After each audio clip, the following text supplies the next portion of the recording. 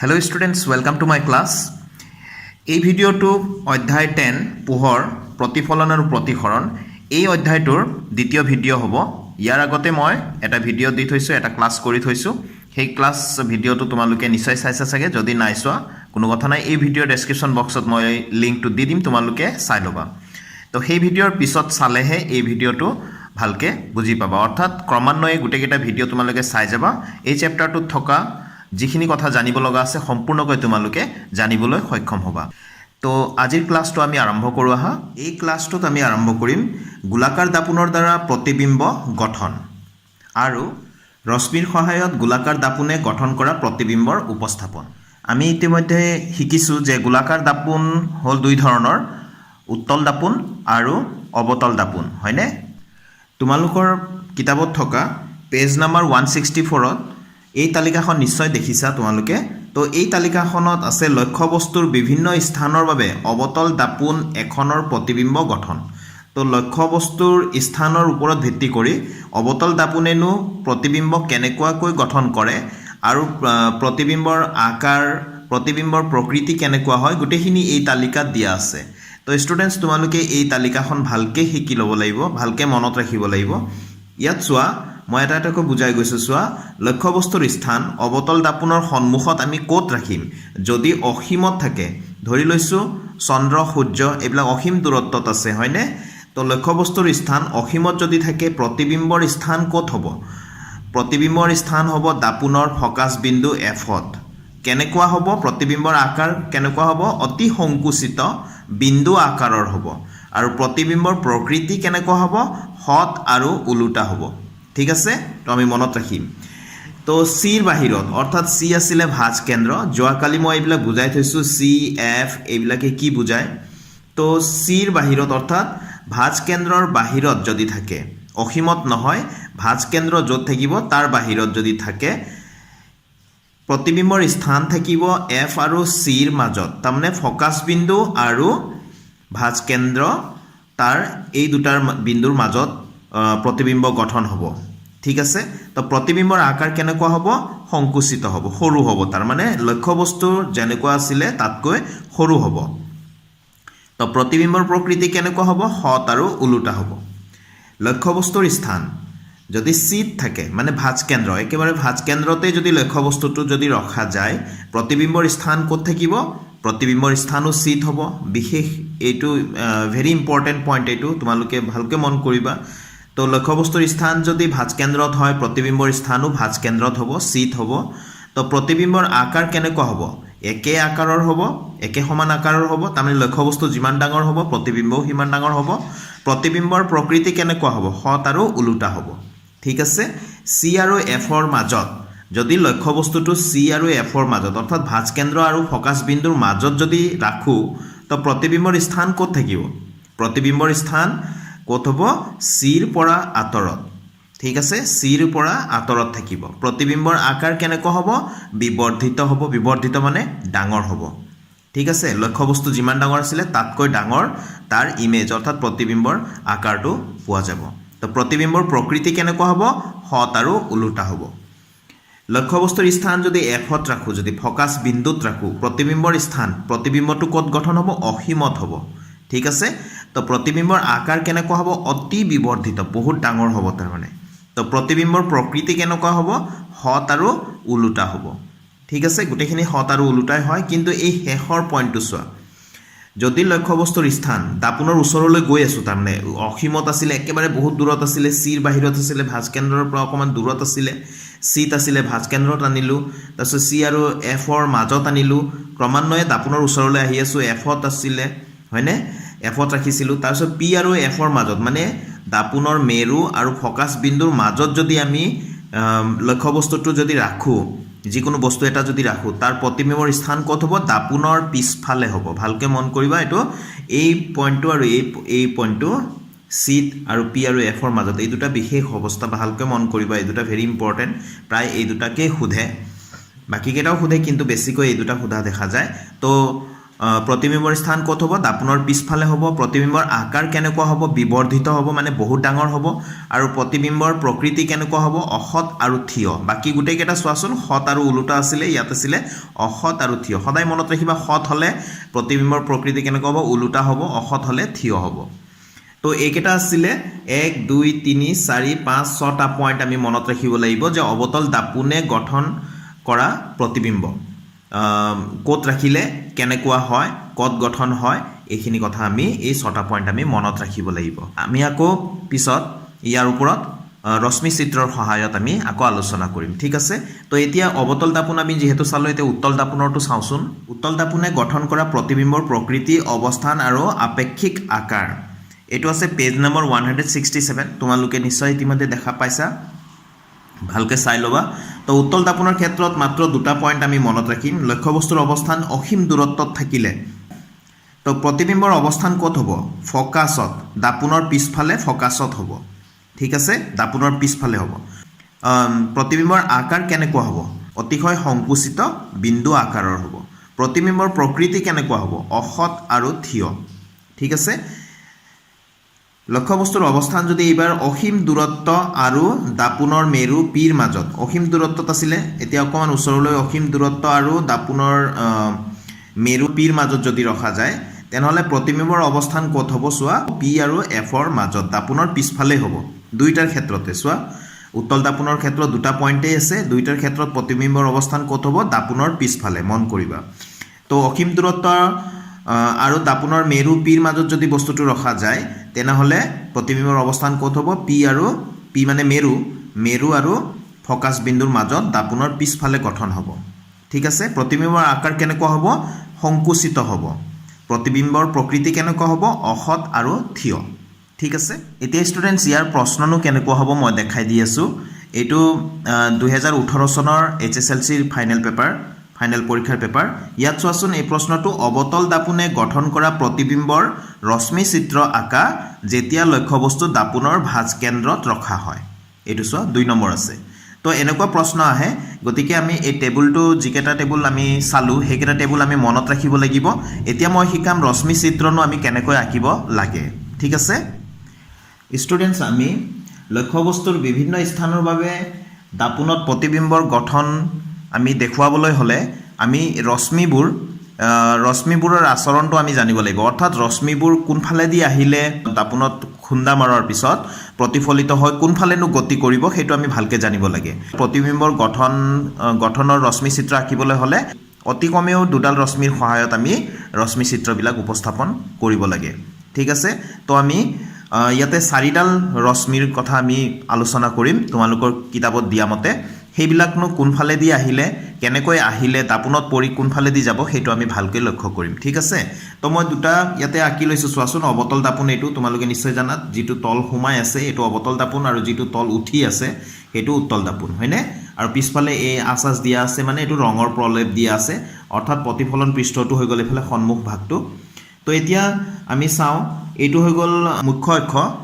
principal axis মুখ্য অক্ষ হয়নে যেটো দাপোনত একেবাৰে লম্বভাৱে থাকিব লাগিব এটো মুখ্য অক্ষটো আৰু এটো সি মানে হৈ গ'ল ভাঁজ কেন্দ্ৰ অৰ্থাৎ কম্পাছৰ কাটাটো ইয়াত ভৰাই এই বক্ৰটো অকা হৈছে হয়নে কাৰ্ভটো অকা হৈছে তাৰ পিছত পি আৰু পিটো হৈ গ'ল মেৰু দাপোনৰ একেবাৰে মাজৰ বিন্দুটো পি তো পি আৰু সি ৰ একেবাৰে মাজৰ বিন্দুটো এটো যদি 6 সেন্টিমিটাৰ হয় এইখিনিলৈকে এটো 3 সেন্টিমিটাৰ হ'ব ইয়াৰ পাইফালে 3 সেন্টিমিটাৰ হ'ব মাজৰ বিন্দুটো এফ এইবিলাক আমি জানো হয়নে উত্তল দাপোনৰ ক্ষেত্ৰত আমাৰ এটো সি এফ এইবিলাক আৰু ইয়াতে পি সি আৰু এফ টো দাপোনৰ পিছফালেহে থাকিব ঠিক আছে কাৰণ এটো এইফালে দি অকা হৈছে ন তো হেইটো কাৰণে এতিয়া আমি চাওঁ সমান্তৰালভাৱে অহা ৰশ্মি এইটো মুখ্য অক্ষৰ যদি সমান্তৰালকৈ অহা ৰশ্মি দাপোনত পৰি খুন্দামাৰিটো ঘূৰি আহিব উলটি আহিব কোনফালে পাৰ হ'ব খদায় মনত ৰাখিবা সমান্তৰালভাৱে অহা ৰশ্মি দাপোনত খুন্দা মৰাৰ পিছত এই এফ বিন্দুৰে পাৰ হৈ যাব ঠিক আছে সমান্তৰালভাৱে অহা ৰশ্মি দাপোনত অৱতল দাপোনত খুন্দা মৰাৰ পিছত কোনফালে দি পাৰ হৈ যাব ফকাস বিন্দুৰ মাজেদি এফৰ মাজেৰেহে পাৰ হ'ব ঠিক সেই ধৰণে উত্তল দাপোনত এটো মুখ্য অক্ষ এটো তো মুখ্য অক্ষৰ সমান্তৰালভাৱে আহি এটো এফালে ঘূৰি যাব কিন্তু কেনেকৈ ঘূৰি যাব ডট ডট চিন দিছো মই উত্তল দাপোনৰ ক্ষেত্ৰত মুখ্য অক্ষৰ সমান্তৰালভাৱে অহা ৰশ্মি দাপোনত খুন্দা মৰাৰ পিছত প্ৰতিফলিত কেনেকুৱা হ'ব এনেকুৱা লাগিব যেন ফকাছ বিন্দুৰ পৰাহে যেন ওলাই আহিছে ৰশ্মিডাল তেনেকুৱাকৈ এইটো ঘূৰি যাব পৃষ্ঠত লাগি হয়নে তো এইটো মনত ৰাখিবা এতিয়া আন এডাল ৰশ্মিৰ কথা আমি চিন্তা কৰিম ধৰি লৈছোঁ এই ৰশ্মি আহিছে এফ বিন্দুৰে এনেকৈ পাৰ হৈ গৈছে ঠিক আছে ৰশ্মি এটা আহি এনেকৈ এফ বিন্দুৰে পাৰ হৈ ফকাছ বিন্দুৰে পাৰ হৈ গৈ পেলাই তোমাৰ দাপোনত খুন্দা মাৰিছে এইটো অবতল দাপোনত এনেকুৱাকৈ যদি আহে খুন্দা মাৰে তেনেহ'লে কেনেকৈ ঘূৰি যাব মন কৰিবা এইটো এই মুখ্য অক্ষৰ সমান্তৰাল হৈ পেলাই ঘূৰি যাব কেনেকুৱাকৈ মুখ্য অক্ষৰ সমান্তৰালকৈ ঘূৰি যাব ওপৰটো কেনেকুৱা আছিলে ভালকৈ লক্ষ্য কৰা সমান্তৰালভাৱে আহিলে ফকাছ বিন্দুৰে পাৰ হৈ যায় আকৌ ফকাছ বিন্দুৰে পাৰ হোৱা ৰশ্মিটো দাপোনত খুন্দা মৰাৰ পিছত মুখ্য অক্ষৰ সমান্তৰালকৈ গুচি যাব ঠিক আছে এতিয়া উত্তল দাপোনৰ ক্ষেত্ৰতনো কেনেকুৱা হ'ব যদি এনেকুৱা এডাল ৰশ্মি আহিছে ইয়াতে খুন্দা মাৰিছে এই ৰশ্মিটো যদি পাৰ হ'লহেঁতেন তো এই এফ বিন্দুৰে পাৰ হ'লহেঁতেন ঠিক আছে যদি পাৰ হোৱাহেঁতেন এফ বিন্দুৰে পাৰ হৈ গুচি গ'লহেঁতেন তো কিন্তু পাৰটো হ'ব নোৱাৰে কিন্তু এনেকুৱা এফ বিন্দুলৈ পুনাই যিটো ৰশ্মি আহিব সেই ৰশ্মিটো উত্তল দাপোনৰ ক্ষেত্ৰত মুখ্য অক্ষৰ সমান্তৰালকৈ গুচি যাব ঠিক আছে তো নিশ্চয় মন কৰিছে এতিয়া এফ বিন্দুৰে পাৰ হোৱা ৰশ্মিটো অবতল দাপোনত খুন্দা লাগি মুখ্য অক্ষৰ সমান্তৰালকৈ গুচি যাব আকৌ এনেকুৱা এডাল ৰশ্মি উত্তল দাপোনত যদি পৰেহি যিডাল ৰশ্মি যদি পাৰ হ'লহেঁতেন ফকাছ বিন্দুৰে পাৰ হৈ গুচি গ'লহেঁতেন তেনেকুৱা এডাল ৰশ্মি দাপোনত খুন্দা মৰাৰ পিছত মুখ্য অক্ষৰ সমান্তৰালকৈ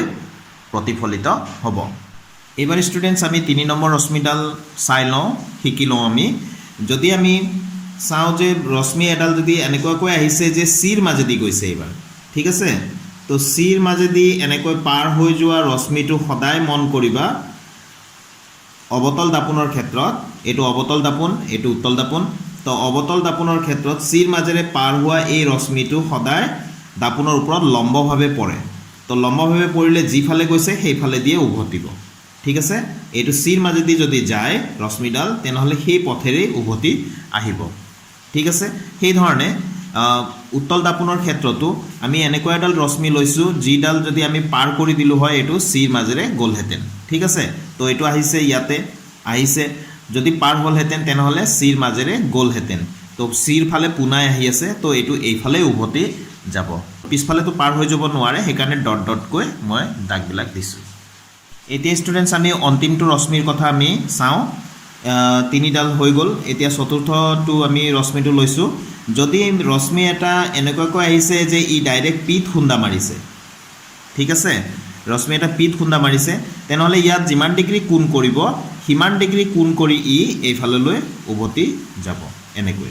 এই কোণটো আৰু এই কোণটো কিন্তু সমান হ'ব ঠিক আছে এই কোণ আৰু এই কোণটো সমান হ'ব এইফালে যদি 30 ডিগ্ৰী কৰিছে এইফালেও কিমান কৰিব 30 ডিগ্ৰীয়ে কৰিব মুঠতে এইটো আহি যদি পিত খুন্দা মাৰে তেনেহ'লে এই মুখ্য অক্ষৰ সৈতে একে সমান কোণ কৰি পেলাই এয়া উভতি যাব